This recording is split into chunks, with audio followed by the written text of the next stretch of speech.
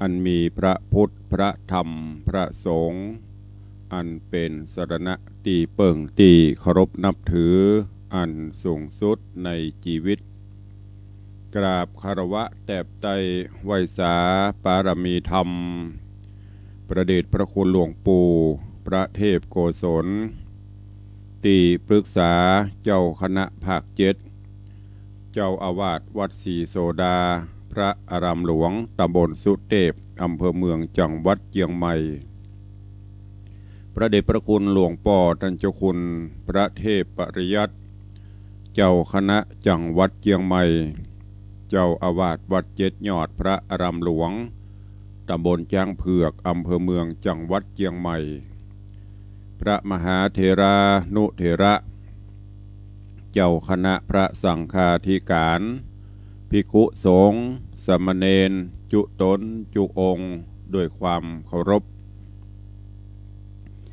เจริญสุขเจริญปอนสาธุชนญาติโยมปออกไม่ออกศรัทธาติ่นจองห้องวัดจุหนุ่มเท่าใจยิงก็ขอน้อมต้อนรับทุกท่านเข้าสู่รายการมรดกธรรมกำเมืองตั้งสถานีวิทยุกระจายเสียงพระพุทธศาสนาแห่งชาติและสังคมคลื่นเพื่อการศึกษาพระพุทธศาสนาและวัฒนธรรมส่งสัญญาณกระจายเสียงจากสถานีวิทยุวัดฝ่ายหินตำบลสุเทพอำเภอเมืองจังหวัดเชียงใหม่แล้วยิงสัญญาณไปยังเครือข่ายอันมีสถานีวิทยุวัดหนองกายตำบลสันปะยางอำเภอแม่แตงจังหวัดเชียงใหม่สถานีวิทยุ CM77 วิทยุอินเทอร์เน็ตล้านนาสถานีวิทยุพระพุทธศาสนาจังหวัดเชียงรายส่งสัญญาณออกอากาศที่ดอยม่อนจำปีวัดพระแก้วจังหวัดเชียงรายสถานีวิทยุพระพุทธศาสนาและจริยธรรมวัดพระธาตุเจ้าดอยสุเทพ FM 96 เมกะเฮิรตซ์ตลอดจนวิทยุชุมชนเสียงตามสายหอกระจายข่าวตามหมู่บ้านต่างๆตามวัดตามวาตีต่างสมปันเจ้าวัดก็ดีปอเกปอแขวนก็ตามได้เปิดสัญญาณเสียงธรรมออกลำโพงฮือญาติโยมทั้งหลายได้สดับรับฟังกันรายการนี้ดำเนินโดยกระเรากับผมอัตมภาพพระครูวิสิทธิ์ศรีลาภรณ์เจ้าคณะตำบลป่าแดดเจ้าอาวาสวัดวังสิงคำตำบลป่าแดดอำเภอเมืองจังหวัดเชียงใหม่เป็นผู้ดำเนินรายการก็นำเสียงธรรมและปกิณกธรรมต่างๆมาพบมาปะกับครูบาอาจารย์ญาติโยมเป็นประจำพร้อมกันนี้กราบถวายการต้อนรับครูบาอาจารย์ท่านเจ้าและเจริญปอนต้อนรับญาติโยมที่ได้ติดตามรับชมรับฟังทั้งเสียงและภาพและเสียงจากต่างสถานีไลฟ์สดของสถานีมรดกธรรมวัดวังสิงคำต่างเฟซบุ๊กไลฟ์ของวัดฝ่ายหินเฟซบุ๊กไลฟ์ของ104ธรรมะคลายเครียดตลอดจนเฟซบุ๊กของญาติโยมปอออกไม่ออกศรัทธาครูบาอาจารย์ที่ได้เข้ามาแล้วก็กดแชร์บุญเสียงธรรมสู่ญาติโยมเปื้อนในกลุ่มเฟซบุ๊กก็จะได้ฟังเสียงน้ำเสียงธรรมกันอย่างทั่วถึงปะกันวันนี้เป็นวันพระวันศีลญาติโยมศรัทธาบางท่านก็ไปวัดไปวาแล้วบางท่านก็กำลังเตรียมตัวจะไปวัดไปวาบางท่านไม่ได้ไปวัดวาก็อยู่บ้านอยู่จองฟังจากสถานีวิทยุไหว้พระรับศีลห่วมกันวันนี้ดังที่ได้รณรงค์ได้ประชาสัมพันธ์เชิญชวนพุทธศาสนิกชนเฮามาโดยตลอดว่าในโอกาสวันพระวันศีลมาถึง7 วันไหนก็ขอเมตตาญาติโยมศรัทธาได้ร่วมกันในการแต่งกายโดยชุดขาวหนุ่งขาวห่มขาว บ่ว่าจะเป็นลูกเล็กเด็กแดง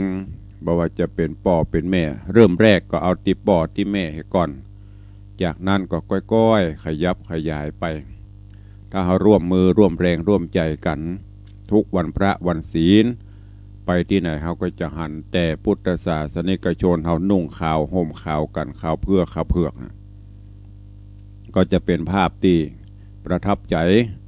เป็นเอกลักษณ์ของประเทศไทยเขาตัวเองดังนั้นก็ขอเชิญชวนทุกท่านเนอะ ก่อนที่จะได้ตักตายตักตอกันทางหน้าเฟซก็ดีทางบ้านก็ตามและฟังธรรม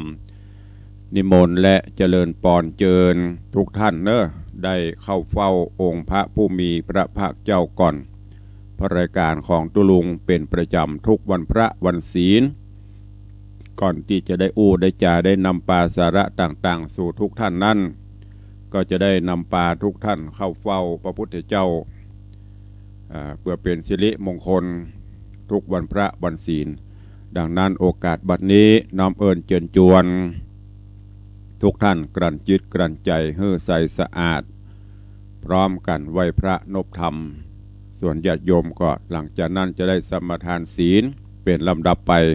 ณโอกาสบัดนี้ อิมินาสการเรนะ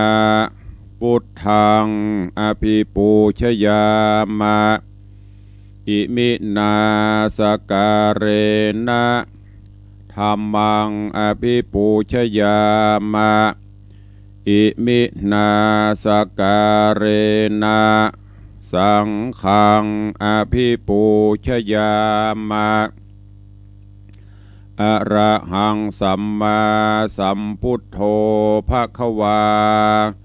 พุทธังภควันตังอภิวาเทมิสวากขาโตภควตาธัมโมธัมมังนะมัสสามิสุปฏิปันโนภควโตสาวกสังโฆสังฆังนะมามิ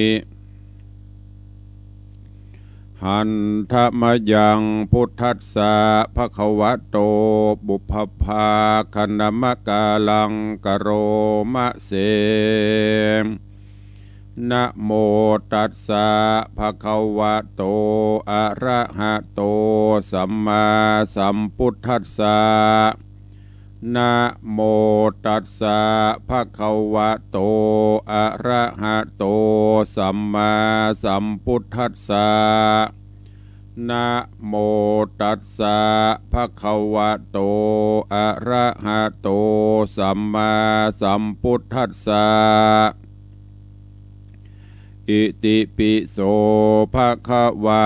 อะระหังสัมมาสัมพุทโธวิชชาจรณะสัมปันโนสุขโตโลกวิโทอนุตตโรปุริสะธัมมัสสารถิสัทธาเทวมนุษสานังพุทโธภควาติสวากขาโตภควตาธัมโมสันทิฏฐิโกอากาลิโกเอหิปัสสิโกโอปัญญิโกปัจจตังเวทิตาโปวินยูหิติสุปฏิปันโนภควโตสาวกสังโฆอุชุปฏิปันโนภควโตสาวกสังโฆญาญะปฏิปันโนภควโตสาวกสังโฆสามีจิปฏิปันโนภควโตสาวกสังโฆยะทิทางจัตตาริปุริสายุคานิอัฏฐาปุริสาปุคลาเอสะภควโตสาวกสังโฆ อาหุนายโยปาหุนายโยทักจินายโยอัญชลีกาลนิโยอนุตตรังปุญญเขตังโลกัสสาติ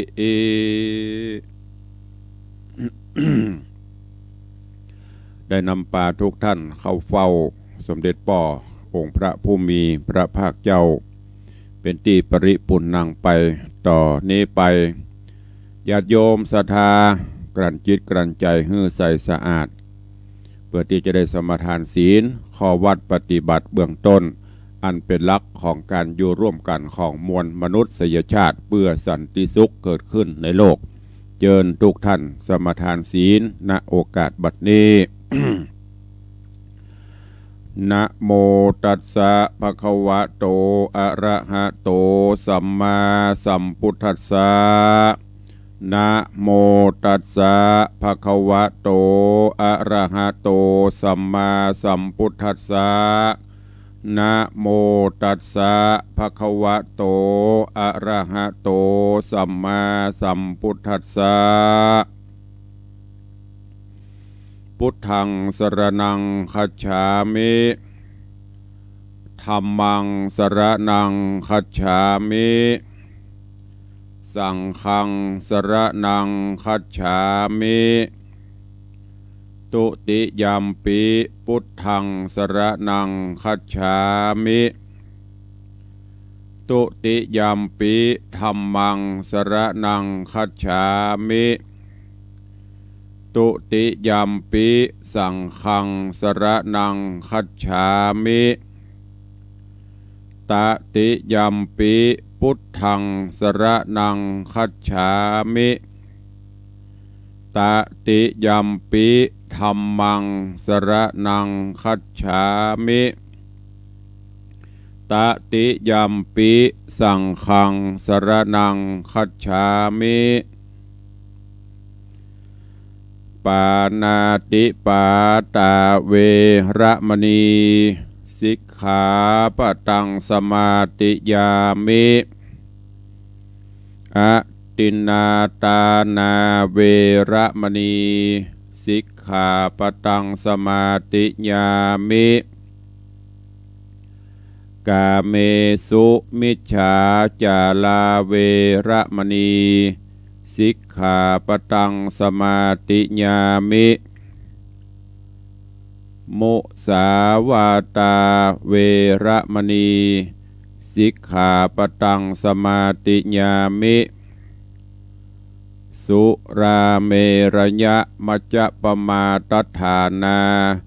เวระมณีสิกขาปะตังสมาติยามิอิมานิปัญจสิกขาปทานิสีเลนะสุขติงยันติสีเลนะโภคสัมปทาสีเลนะนิพพุติงยันติตัสมาสีลังวิโสตะเยจุ่มอกเย็นใจได้ไหวพระนพธรรมได้สมทานศีลวันนี้วันพระวันศีลเวลาขณะนี้ก็6 โมงป่ายแล้วเกือบจะเกิงแล้วเนาะบางท่านไปวัดไปวากันแล้วบางท่านก็ยังกำลังจะไปอย่างที่ตุลุงได้บอกไปเนอะ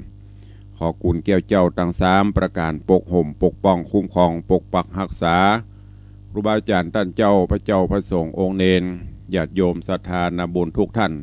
ขอได้อยู่ดีมีสุขเหมือนกันจุตนจุองค์ตัวก่อนที่จะได้ฟังสาระฟังน้ำฟังธรรมวันนี้ตักตายพี่น้องครูบาอาจารย์ต่างหน้าเฟซหน้าจอให้ก่อนเนาะก็เจริญปอนญาติโยมแล้วก็ครูบาอาจารย์ที่กำลังเข้ามาติดตามรับชมรับฟังกันอยู่ในเวลานี้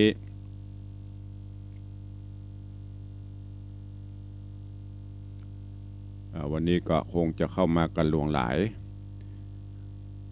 เจริญปอนคุณโยมส่วนจันทร์สอนคำน้อมกราบไหว้สาธุเจริญปอนโยมปีจัญญาฟองซักกำลังเข้ามาชมตัวเอง เจริญปอนพี่นันจรันปิยาจันโดยซิว จันกระแปงเจริญปอนโยมแม่ละอองแก้วชุ่มใจน้อมกราบไหว้สาเจ้าสาธุวันนี้วันพระไปวัดก่อน เป็นอย่างเนอะไปวัดมาฟังย้อนหลังก็ได้ แล้วก็กราบถวายการต้อนรับท่านเจ้าจารย์พระครูสิริวชิโรภาสที่ได้เข้ามาติดตามรับชมรับฟังเจริญปอนคุโยมบาลีอินทกูลกำลังเข้าชมรับฟังในวันนี้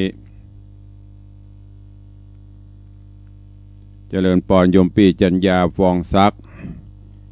แล้วก็มีคุณโยมจรัญสุธาจากดอยแต้นพระผาหลวงเจริญพรโยมเพชรถวายการต้อนรับท่านเจ้าอาจารย์สิทธิชัยอินทวันโนวัดปันโอนแล้วก็เจริญปอนต้อนรับโยมปเลี้ยงธนวัฒน์แม่เลี้ยงทัดพิชาสุสิงคำกราบใบสาครับใบสาเจ้ายามเจ้าวันนี้หนาวกว่าถึงวันวันนี้รู้สึกจะเย็นๆเนาะตั้งแต่ตะวากูเตือนนี่มันล่ำตุ้มพานวันนี้จะเย็นหน่อยวันพระวันศีลตัวก็ขอบคุณเนอะต่างปเลี้ยงแม่เลี้ยงที่คอยเป็นห่วงคอยเป็นกำลังใจมาโดยตลอดเจริญปอนโยมเพชรกราบไหว้สาท่านเจ้าพระครูเจ้าเจริญปอนเนอะเจริญปอนยายเพลินเปื้อนเกษตรยายเพลินเปื้อนเกษตรก็กำลังรับชมรับฟังอยู่แล้วก็นอกจากนั้นก็มีคุณโยมนวลศิริหินเขียวโยมนวลศิริหินเขียวโยมแม่จันดีวิสุทธินันท์เจริญปอนโยมเกษณาลักษณะเกตดีโยมปีอภิวันโยมปีหมอมัทนาอัมพันธ์นี่เป็น FC แฟนรายการที่กำลังเข้ามาชมมาฟังทางหน้า Facebook เฟซไลฟ์ทางไลฟ์สดอยู่ในเวลานี้ก็ขอน้อมต้อนรับทุกท่านและก็เจริญปอนทุกท่านด้วยวันนี้เป็นวันพระวันศีลเวลาก็เว้ยกว่าเขาจะไหวพระนบธรรมเวลาก็ล่วงเลยไปเกือบจะกึ่งชั่วโมงละ ก็จะได้ฟังน้ำฟังธรรมวันนี้เป็นธรรมะบรรยายเนอะจะเทศบรรยายให้ฟังกูเตือฟังแบบอันมรดกธรรมแบบข้าววันนี้กับฟังธรรมเรื่องธรรมก้อม เป็นธรรมะบรรยายที่จะได้น้อมนำมาเทศให้ฟังเชิญทุกท่านกลั่นจิตกลั่นใจเพื่อใสสะอาดฟังน้ำฟังธรรมแล้วใต้รายการก็ค่อยตักทายกันเป็นลำดับไปณโอกาสบัดนี้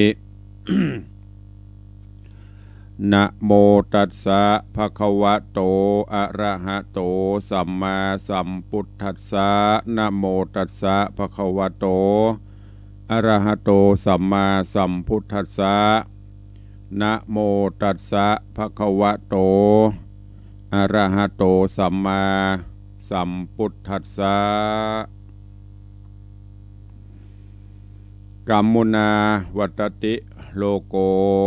ติอิธรรมีคาถาณวรโอกาสต่อไปนี้อันเป็นวันพระวันธรรมสวนะวันพระวันศีลก็จะได้น้อมนำเอาซึ่งศาสนธรรมคำสอนขององค์พระชินวรสัมมาสัมพุทธเจ้าน้อมนำมาเทศนาเป็นข้อคิดเตือนจิตเตือนใจเพิ่มพูนกุศลบุญญาราศีคือสาธุชนญาติโยมพุทธศาสนิกชนเฮาได้นำไปคิดนำไปพิจารณานำไปใช้ในการดำเนินชีวิตประจำวันเพื่อความสำเร็จผล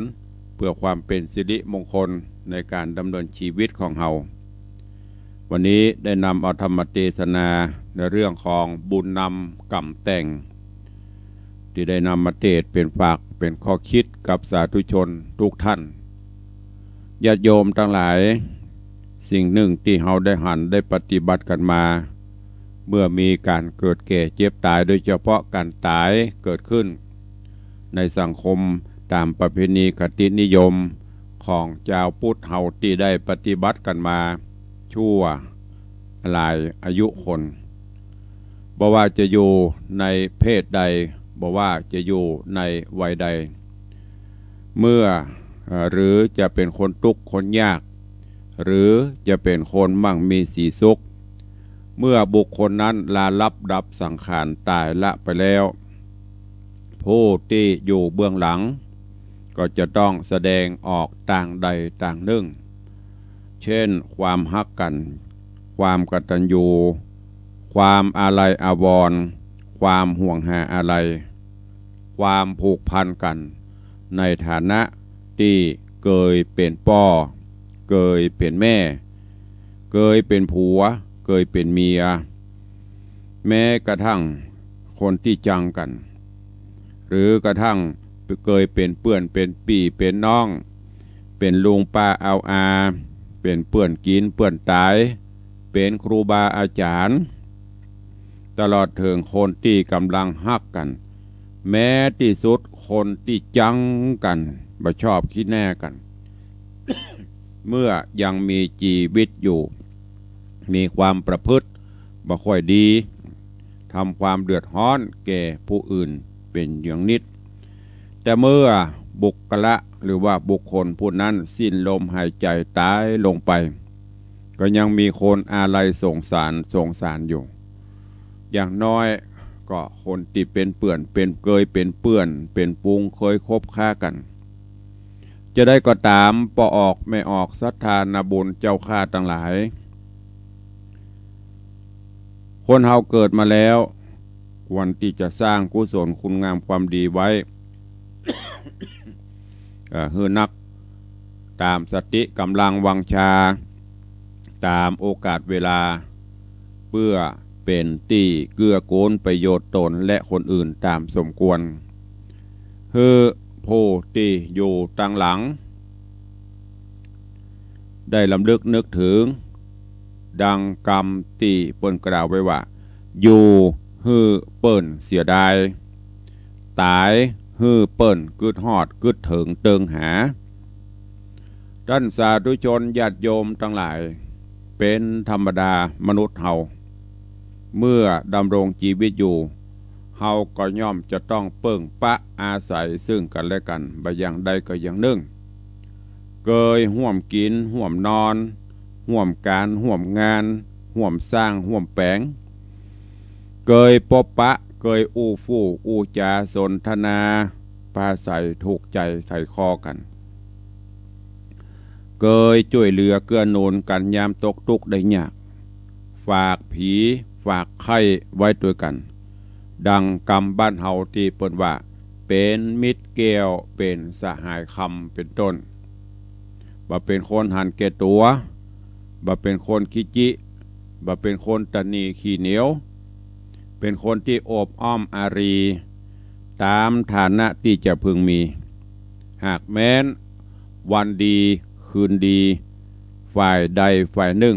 ได้ปัดได้พรากได้ล้มหายตายจากปัดพรากกันไปก็มีความฮักก็มีความอาลัยคืดฮอดคืดเติงหา แต่เฮาจะฮ้องจะให้ปานใดจะคร่ำครวญซักปานใดญาติโยมทั้งหลายเปิ้นก็ตึงบ่ปิกตึงบ่ฟื้นบ่คืนมาบ่มีความอาลัยใยดีอย่างสักอย่างเฮาจะเอาแก้วแหวนเงินทองของมีค่าเป็นหมื่นเป็นแสนเป็นล้านก็เอาไปตัวบ่ได้องค์สมเด็จพระสัมมาสัมพุทธเจ้าพระองค์ได้ตรัสไว้ว่าทรัพย์สิ่งสลิงคันนิดเดียวน้อยเดียวเฮาก็เอาติดตัวไปบ่ได้อันนี้เป็นสัจธรรมเป็นความจริงเน้อญาติโยมทั้งหลายไผเคยหันเสียทีขับรถเบนซ์ไปเมืองผีพ่องไผเคยหันเสียทีเอาคฤหาสน์เอาโฉนดที่ดินไปตัวพ่องบ่ได้ไปตัวอย่างซักอย่างเน้อสมมติว่าเอาไปได้ก็ไร้ประโยชน์ตึกใหญ่ๆโตๆบ้านโออานาให้นาปัดตั้งเป็นร้อยให้เงินในธนาคารหลายร้อยล้านสุดท้ายก็ตกเป็นของคนที่อยู่ต่างหลังลูกเมียและญาติพี่น้องยื้อแย่งแบ่งกัน บางเตื้อบางทีฆ่าฟันบั่นกันก็มีเพราะแย่งมรดกคนตายดังที่เป็นข่าวทนายประบัดตกงานก็กับหมู่เนี้ยโดยเฉพาะลูกศิษย์ตุลุงเป็นทนายตัวเองวันมีก็เรื่องหมู่เนี้ยบัดท่าพ่ออย่างนักญาติโยมทั้งหลายตายปบศพอยู่โรงยายังมาถึงบ้านเตื้อเรื่องศพเอาไว้ให้ก่อนฝากหมอไว้ให้ก่อนมาพอที่บ้านมาค้นพอกันหรอกเอกสารนั้นเอาไว้ที่ไหนโฉนดเอาไว้ที่ไหนทองเอาไว้ที่ไหนสตางค์มีเท่าใดเนี่ยเสียงกันมูนี่กันหรอเฮานี่นอนคือดึงหันบูเรื่องนะอันเนี้ยแย่งกันแล้วอันอย่างล่ะจะเป็นสมบัติเป็นประโยชน์ไปในภพหน้านอกจากทำบุญอุทิศส่วนบุญส่วนกุศลบุญกุศลคุณงามความดีนั่นน่ะจะติดตามตนตัวเข้าไปดังพุทธภาษิตที่มาในติโลกุตทสูตรปนว่าปุญญานิปรโลกัสมิงปฏิรธาโหนติปานินังแปลเป็นใจความว่าบุญทั้งหลายย่อมเป็นที่เปิ้งของสัตว์ในโลกนี้และเบื้องหน้าญาติโยมสาธุชนท่านทั้งหลายธรรมดาคนเฮาทุกเพศทุกวัยทุกท่านทุกคนตั้งแต่ยาจกวันนี้พกขอตานยันจนถึงเจ้าฟ้ามหากษัตริย์ย่อมจะตกอยู่ในฐานะภาวะเช่นเดียวกันจะบอกว่าจะเป็นเสียถีมหาเสียถีคนโง่คนเขา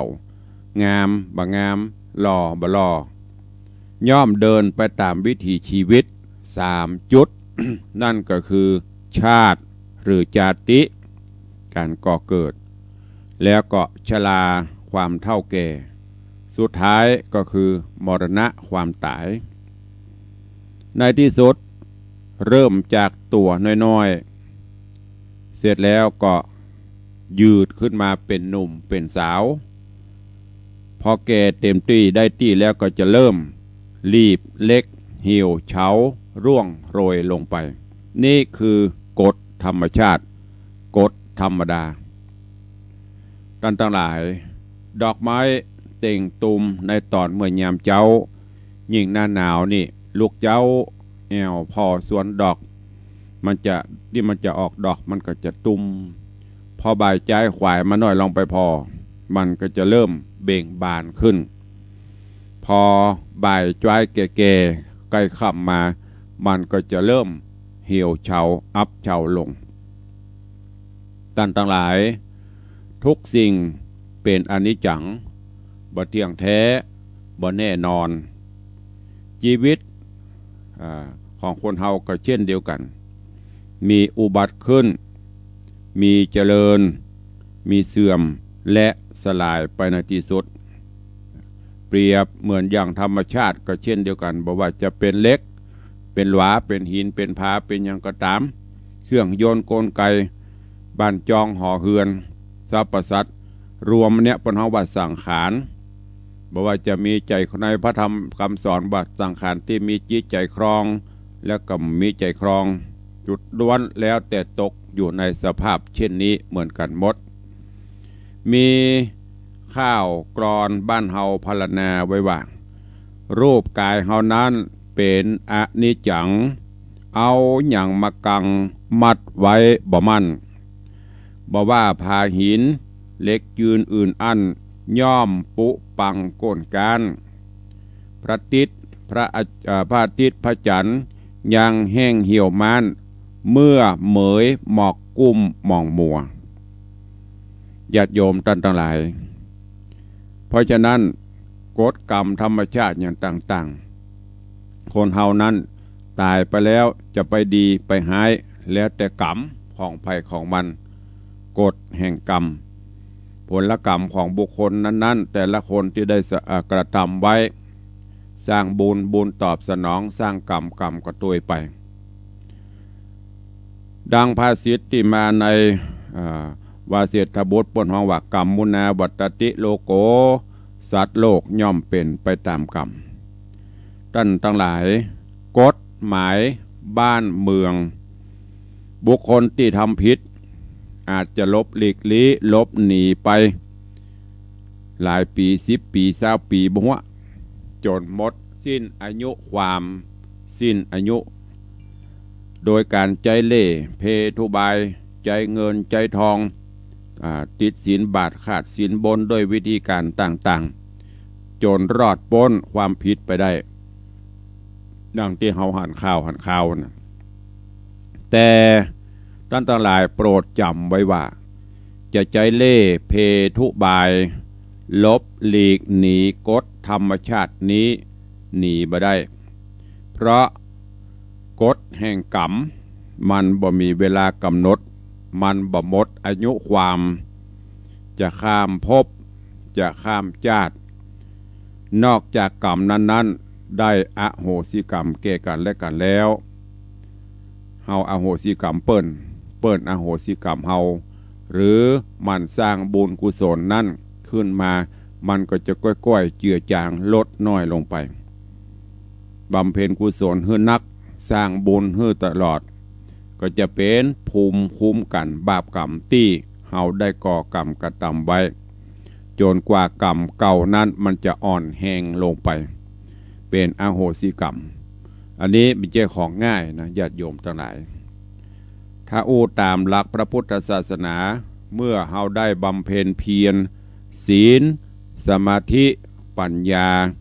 จนสามารถเลิกละตัดอาสวะกิเลสได้หมดหรือจนกระทั่งที่ว่าสำเร็จพระอรหันต์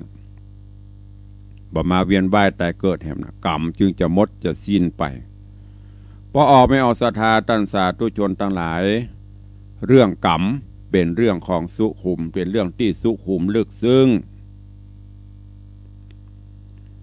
แล้วก็ผู้มีญาณวิเศษอันที่จะเข้าใจจะหันแจ้งหันชัดปุถุชนคนธรรมดาอย่างเฮานี้ยังเข้าใจผิวเผินอยู่จะหลีกเลี่ยงผ่อนคลายด้วยการทำกรรมดีสร้างความดีก็จะหนีกรรมชั่วท่านทั้งหลายเฮาเป็นเจ้าพุทธพึงเชื่ออย่างสนิทใจว่ากรรมดีย่อมให้ผลดีกรรมชั่วย่อมให้ผลชั่วโดยบ่ต้องสงสัยดังภาษิตที่มาในสมุททกสูตรปนว่ากัลยาณกาลีกัลยาณังปาปกาลีจะปาปกัง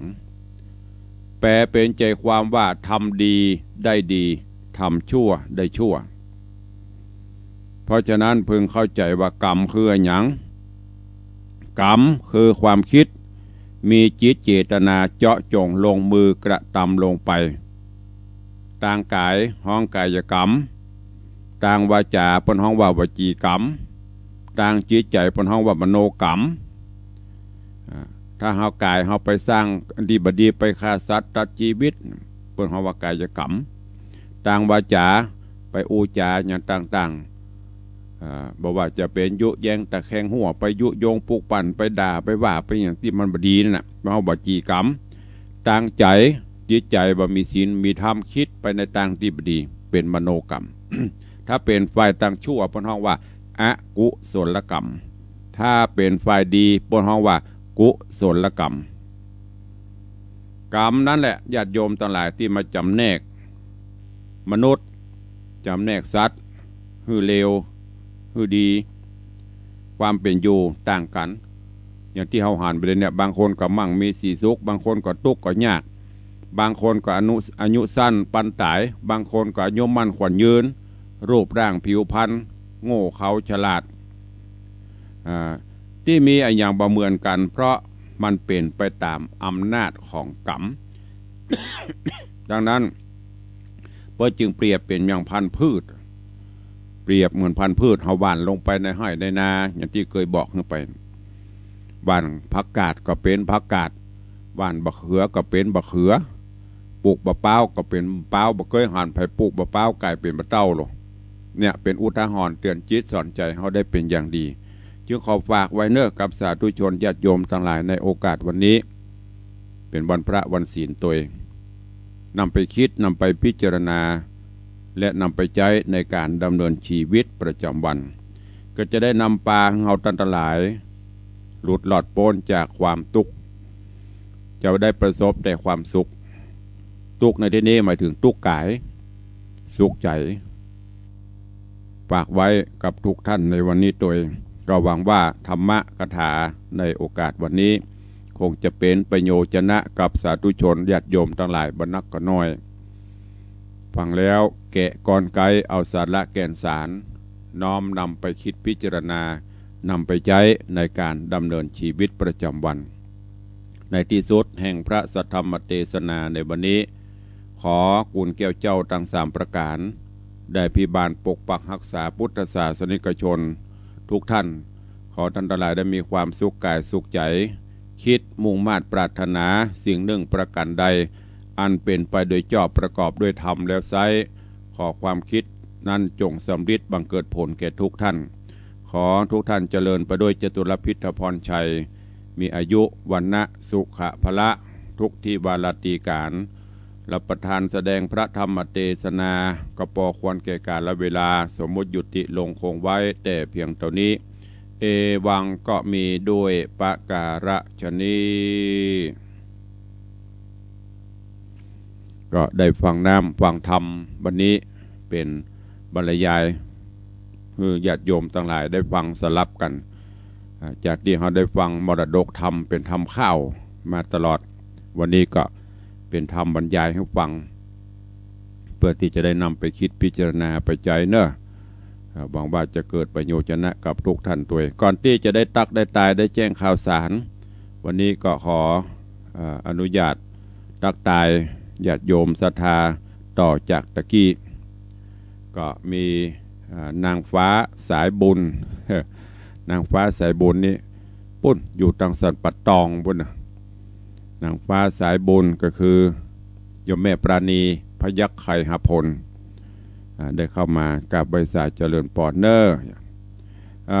เจริญปอนยมพลอยใจดีบริษัทท่านเจ้าสาธุอนุโมทนา น้อมกราบปรมีธรรมพระเดชพระคุณหลวงพ่อท่านพระครูโกมุตสิทธิการแห่งวัดโกมุตพุทธรังสี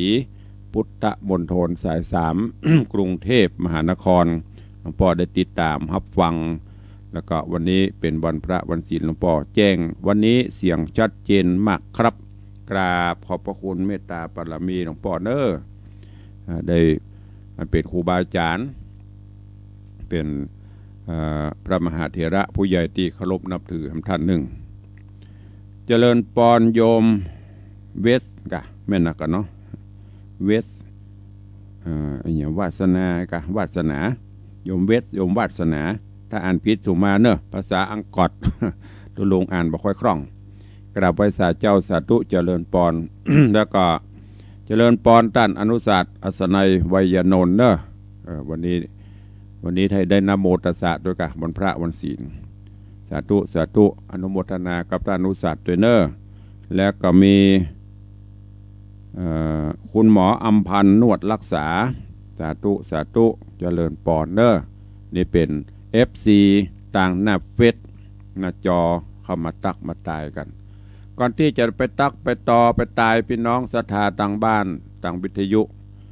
ก็ขอประชาสัมพันธ์ข่าวสารกันเนาะมีข่าวฝากมาจากวัดดอนแก้วตำบลดอนแก้วอำเภอสารปีเนอะในวันที่9 ธันวาคมนี้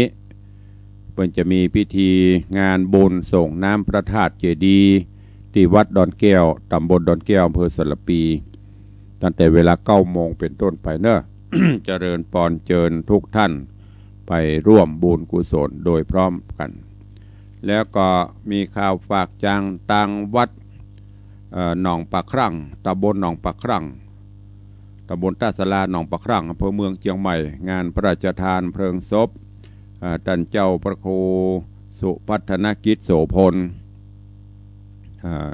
ซึ่งจะมีพิธีประกอบพิธีบำเพ็ญกุศลพระราชทานเพลิงเริ่มตั้งแต่วันอังคารที่14 ธันวาคมเอาสรีระร่างลงนอนผาศาสตร์ จากนั้นบำเพ็ญกุศลไปเรื่อยๆจนถึงวันเสาร์ที่18เนอะวันเสาร์ที่18 ธันวา ก็จะเป็นวันพระราชทานเพลิงศพแต่ว่าทราบข่าวท่านจันทร์พระครูปลัดอานนท์วัดตากระดาษตำบลฟ้าห้ามอำเภอเมืองเชียงใหม่ได้ถึงแก่มรณภาพลงไปแถมรูปหนึ่งเปิ้นคงจะรอเพราะว่าวันพุธนี้จะเป็นวันป่อแห่งชาติงดกิจกรรมงานอาวะมงคลก็คงจะต้องเป็นวันที่6ที่7เปิ้นจะมีพิธีถวายน้ำหรือว่ารดน้ำศพก็จะได้แจ้งให้ท่านทั้งหลายแห่งกรรมเนอะนี่ก็ขอแสดงความอาลัยกับท่านหลวงพ่อท่านพระครูปลัดอานนท์ตัวที่วัดตากระดาษได้ลารับสังขารไปเป็นไปตามอย่างที่บอกไปกันเนาะสังสารวัตรวัฏสงสารว่าไผ่ป้นสักคนแม้แต่ตัวตุลุงก็อีป้นผู้อยู่ไปสร้างกุศลคุณงามความดีไปเนอะแถมอันนึงก็คือวันที่31ธันวาวันที่1มกราอันเป็นวันส่งท้ายปีเก่าต้อนรับปีใหม่ต่างวัดวังสิงคำก็ได้จัดกิจกรรมสวดมนต์ข้ามปีสร้างบารมีเสริมสิริมงคลปีใหม่เนอะกูปีเขาก็จะมีการสวดมนต์กันตั้งแต่เมื่อเที่ยงคืนหรือตั้งแต่9 โมง 10 โมงไปจนถึงเที่ยงคืนก็ส่งปีเก่าต้อนรับปีใหม่ปีนี้ก็ใจจัดกิจกรรมเช่นเดียวกันเนอะเริ่มตั้งแต่ประมาณ 3-4 ทุ่มไปประพฤติวัดปฏิบัติธรรมไปจนกระทั่งส่งปีเก่าไปเจริญชัยมงคลต้อนรับปีใหม่แล้วก็วันที่1 มกราช่วงเจ้าก็จะมีการทำบุญตักบาตรและแถมกิจกรรมหนึ่งก็คือถวายทานต้นเงินทำบุญต้อนรับปีใหม่ปีนี้ได้จัดกล่องบุญไว้มีกล่องเงินกล่องทองกล่องเพชรคือกับญาติโยมต่างหลายเนอะ กล่องเงินที่ได้ตั้งไว้ญาติโยมท่านได้ร่วมโมทนาบุญกล่องเงินกล่องละ300 บาทก็จะได้รับเมตตาแจกเหรียญมอบเหรียญ แล้วก็สติกเกอร์ปฏิทินของหลวงพ่อพระสิงห์คำพระพุทธรูปประจำวัดเนอะตุปีประสาง ตัวน้องตัวใจตุปีตัวน้องตาฮักจื่อเปิ้นงามตาฮักหน้าฮัก กะกำลังชมอยู่ขอแสดงความยินดีด้วยเนอะที่ประจบปอโทเดี๋ยวว่างๆก่อนจะไปมุทิตาหรือบ้านผ่านมาตอนนี้ก่อนนิมนต์เนอะจะได้มอบของที่ระลึกเป็นกำลังใจแสดงมุทิตาที่มีความภาคเพียรจบปอโทตัวเองแล้วก็มีโยมนัทวุฒิกำลังเข้ามาเจริญปอนถวายการต้อนรับได้เจริญปอนตัวเองพูดถึงกองบุญเนอะกองบุญกองที่2ก็คือกองทองกองละ500 บาทอันนี้ทางวัดก็จะทำพระกริ่งอันนี้ทำไว้เมินแล้วในปีแล้วที่เราพุทธาภิเษกนะมอบพระกริ่งสติกเกอร์และปฏิทินหลวงพ่อพระสิงห์คำ1 ชุดกล่องบุญเพชรกล่องละ999 บาทก็มอบรูปเหมือนองค์ลอยหลวงพ่อพระสิงห์คำสติกเกอร์และปฏิทิน1 ชุดเนอะท่านผู้ใดจะร่วมบุญกุศลปีนี้ปฏิทินตุลุงบ่ได้พิมพ์แจกเนอะบ่ได้พิมพ์ส่งไปทำบ้านแต่เอามาเป็นบรรณาการให้ท่านที่ร่วมบุญปีนี้พิมพ์ประมาณ 200-300เพราะว่ายุคนี้โควิดเศรษฐกิจมีก็เลยทำมามอบให้ที่เป็นร่วมบุญเนอะใครจะร่วมบุญขอบคุณกยมปเลี้ยงธนวัฒน์แม่เลี้ยงทัดพิชาสุสิงห์คำร่วมโมทนาบุญเป็นผู้ร่วมบุญเปิดบุญในการเป็นเจ้าภาพกล่องบุญเพชรกล่องบุญละ999 บาทจำนวน21 กล่องบุญเป็นเงินก็ 21,000 บาทขอบคุณอนุโมทนาบุญแม่บุญปั่นมีงานใจสถานจะดี9 ยอดพร้อมครอบครัวสามีกาลูกเต้าร่วมเป็นเจ้าภาพกล่องบุญทองกล่องละ500 บาท1 กล่องแม่อุ้ยมอนจันทร์คำแสงบุญร่วมเป็นเจ้าภาพกล่องบุญเงิน กล่องบุญละ300 บาท1กล่องขอบคุณอนุโมทนาบุญตัวเองแล้วก็ในส่วนของการบำรุงสถานีทำบุญพระป่าสถานีที่จะทำบุญในวันที่9ที่วัดฝ่ายหินสถานี104ก็มีโยมปอเลี้ยงธนวัฒน์แม่เลี้ยงทัดพิชาสุสิงห์คำร่วมโมทนาบุญ 1,000 บาทโยมแม่จันดีวิสุทธินันท์500 บาทแม่ปราณีพยาไคหพล500 บาทแม่จันดีคำโพธาแม่จันเพนคำโพธา500 บาทแม่ศรีนวลลันจวน200โยมนัตพจน์จากนรินทร์สระปี300แม่จอมคำแสงบุญอันนี้บ้านสันหนองแม่แจ่ม200แล้วก็มีป้าหมอวงสว่างแม่หมอพิมพันธ์กาญจนกมล 1,000 บาทนี่ต่างบำรุงสถานีวิทยุคลื่น104เนอะแล้วก็มีการเทศการทำตัวก็ขอบคุณอนุโมทนาบุญตัวเหลือเวลาแถมประมาณ5 นาทีจะได้อูจ๋าตักตายกับญาติโยม FC ต่างบ้านต่างจองเนอะใครจะร่วมบุญกุศลส่งท้ายปีเก่าต้อนรับปีใหม่กับวัดวังสิงห์คำเพื่อสมทบกองทุนนิธิวิสิตศรีลาภรณ์แล้วก็รับของที่ระลึกเป็นสิริมงคลขึ้นต้นปีใหม่ก็เข้ามาได้หรือฮับจะอู้จะจาธรรมดาก็เจริญปอนเนอะ0817836540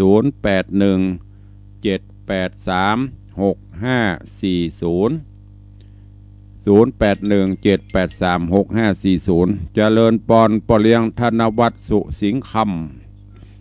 ไม่ทราบมาท่านเจ้าส่วนทุกองค์เลยFDเอาตัวโอ้ดีใจวันนี้ได้ไหว้พระด้วยฮะตัวเนื้อวันพระวันศีลอาทิชาได้ไปวัดคนละมัวเนอมหันโอ้มาคนเดียวกับไปคนเดียวแล้วท่านอย่างนั้นว่านั่นนะก็ยังมาเจ้าเนี่ยมาคนเดียวมีไปขับรถเก่งไปตัวเลยห้องเนาะเอาไปก็มีประโยชน์อย่างนั้นว่าเนาะครับมาได้สิแต่นั่นน่ะมีแค่บุญจินบุญตานั่นเนอะมีแค่จิตแค่ใจนั่นนะสาธุสาธุแม้แต่ดวงอาทิตย์ดวงจันทร์ยังมีหมอกมีเมฆมาบางอย่างด้านบ้านแล้วเนาะรำคุณหมวกดีมากเลยวันนี้ครับไว้ตาครับเพื่อกำลังใจวันละมันศีลสาธุครับบุญรักษาบารมีคุ้มครองเด้อสาธุขอบคุณโยมปอเลี้ยงธนวัฒน์สุสิงห์คำปอเลี้ยงไปปุ่นออกรถออกไปกับไปคนเดียวนะเนาะครับคนเดียวอ้าวมาแล้วนางฟ้าสายบุญเจ้าไม่ได้ดูหลายวันจ้ะเอาว่าเมายาเข็ม2เกิดไปฉีดมาครบละอ๋อดีละโมทนาสาธุเจ้าไฟเซอร์ไฟเซอร์ดีละอันยังก็ฉีดไปเถอะเจ้าสาธุกลับไปไหนมันบ่สะดวกถ้าฉีดแล้วก็กำลังจะไปวัดเจ้าสาธุบุญรักษาอนุโมทนาสายบุญนางฟ้าสายบุญวันที่15 ธันวาเนอจะไปลืมพี่น้องทางสันทรายไปร่วมบุญกุศลที่วัดเจดีย์แม่ครัวเนองานทำบุญอายุวัฒนมงคลครบรอบวันเกิดท่านพระครูและก็ทำบุญกุฏิสงฆ์หลังใหม่วัดเจดีย์แม่ครัวตัวเองเด็กหญิงเหรียญทองว่าจะได้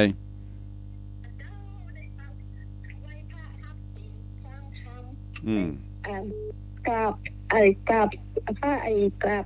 แล้วก็จะไปวัดแล้วเจ้าสาธุเจ้าอนุโมทนาเจริญปอนสายต่อไปในวันที่